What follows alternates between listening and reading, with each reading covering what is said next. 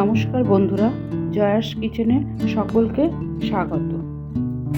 আজকে আমি চিংড়ির পোলাও করে দেখাচ্ছি। নিয়ে নিয়েছি বাসমতি চাল, এটাকে আমি ধুয়ে জল ঝরিয়ে রেখেছি। নিয়েছি চিংড়ি মাছ, ঘি, কুচনো পেঁয়াজ, রসুন, এখানে গরম মশলা আছে, লেবু, চিনি, লঙ্কার গুঁড়ো, হলুদ গুঁড়ো, লবণ আর গোলমরিচ। আমি চিংড়ি মাছের মধ্যে একটু লেবুর রস দিয়ে মাখিয়ে রাখছি। তো আমি 2 চামচ ঘি দিয়ে দিচ্ছি। গরম হয়ে এসেছে, এবার আমি গরম মশলা দিয়ে দিচ্ছি, গোটা গোলমরিচ দিয়ে দিচ্ছি, রসুন কুচি দিয়ে দিচ্ছি আর দিয়ে দিলাম পেঁয়াজ কুচি। পেঁয়াজটা আমার ভাজা হয়ে গেছে, এবার আমি চিংড়ি মাছগুলো দিয়ে দিচ্ছি।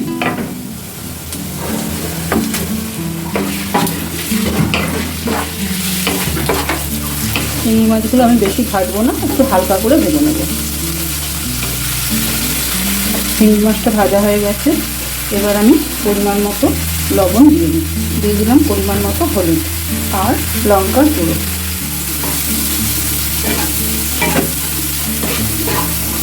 এবার আমি চালটা দিয়ে দিচ্ছি।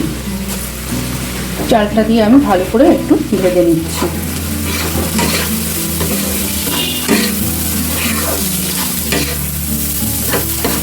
চালটা আমার ভাজা ভাজা হয়ে গেছে, এবার আমি জল দিয়ে দিচ্ছি। আমি 1 বাটি চাল নিয়েছি, আমি ঠিক সেই বাটিরই 2 বাটি জল দিচ্ছি।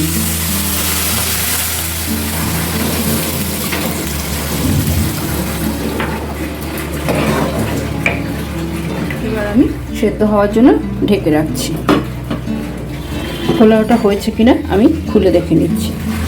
দেখুন একদম হয়ে গেছে, একদম জলও সুন্দরভাবে শুকিয়ে গেছে। এই অবস্থায় আমি অল্প করে চিনি দিয়ে দিচ্ছি। আমি আবারও ঢেকে দিলাম। 2 মিনিট হয়ে গেছে, এবার আমি খুলে দিচ্ছি। দেখুন কত ঝরঝরা হয়েছে। পোলাওয়ের জলটা খুব ঠিকঠাক মতো দিতে হয়, কিন্তু কোনোটাই ব্যাপার না। যেই পাত্রেতে চাল নেবেন সেই পাত্রের অনুযায়ী 2 পাত্র জল নিলেই হয়ে যাবে।